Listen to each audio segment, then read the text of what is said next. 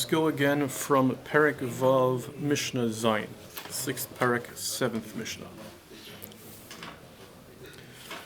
Shnayim Shabatzru Es Karmeya. Two people that harvest their vineyards into the same press. You have two farmers, maybe they have adjacent fields or whatever, they share a press. So everyone picks their grapes and they throw them all into the same press to make them into wine.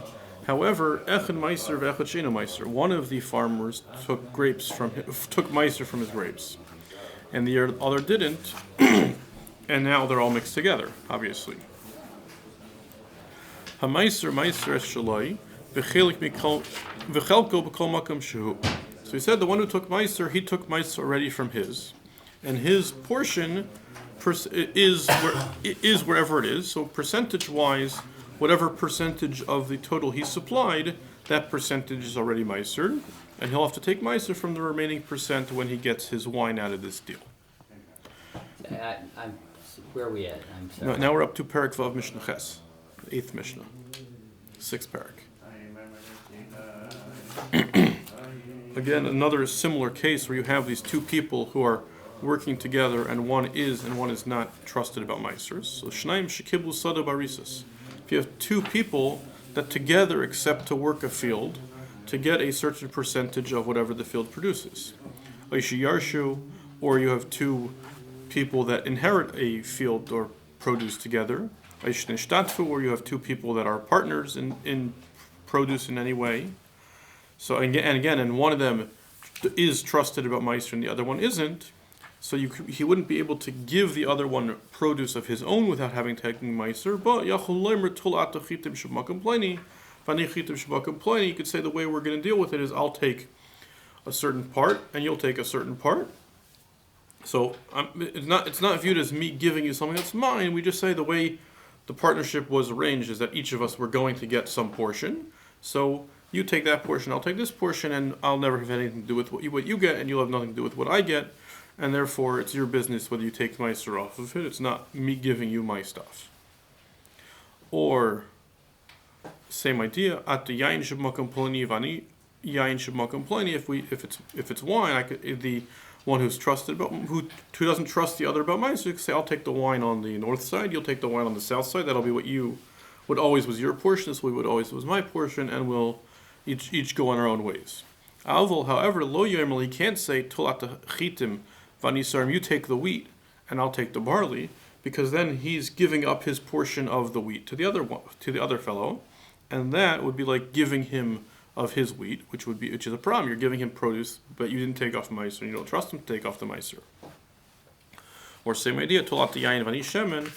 If he says you take the wine and I'll take the oil, again it would be like he's giving his portion of the wine to the other one, and in exchange for his portion of oil, that would be like selling fruits that Meiser hadn't been taken off. That would be a problem. Okay, then you have chaver v'amaretz. If you have two, let's say there are two brothers, one is trusted about Meisers and one is not. Shiur savim, their father amaretz, their father who was not trusted about Meisers passed away, so they inherit his estate, which is all Demai. So yachol hulaymerlai, the chaver brother, the brother who is careful about Meiser, could say to the amaretz brother, the one who is not, tul atachitim shemakom pleni. Like we said in the previous Mishnah, they could say, I'll take this portion of the wheat of our father, and you'll take that portion. And that way they're not viewed as exchanging with each other. They're just picking which portion of the inheritance is what's going to be theirs. Or the same idea, after yain sheb'makom ploni v'ani yain sheb'makom ploni, you take this wine and I'll take that wine. They can't say, Tul atachitim v'anisarim, you'll take all the wheat and I'll take all the barley, or tul atahalach v'atal tasiyavish, or you take all the things that have already gotten wet, which are able to become tamei, which is a problem for the chaver, and I'll take the stuff that's still dry that couldn't become tamei, again, because here it's exchange. You take all the wheat. So the way inheritance works is they were both supposed to get some of the wheat. So the chaver would be exchanging his wheat for the amaretz, for his brother's barley, which is not okay. However, says Mishnah Yud, if they're a ger of Oivik Kechavim, Shiur Savim Oivik Kechavim.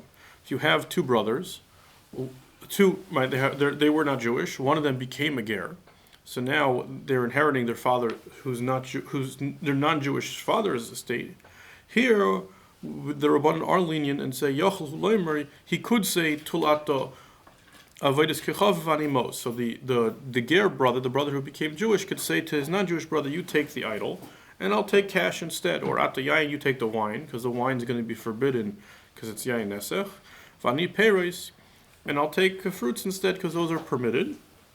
The explanation being here because the inheritance that the ger gets from his non-Jewish father is really only a D'Rabbanan enactment, and since there's no real right to the property, it's not like it really wasn't his. So making the exchange with something that really was not his.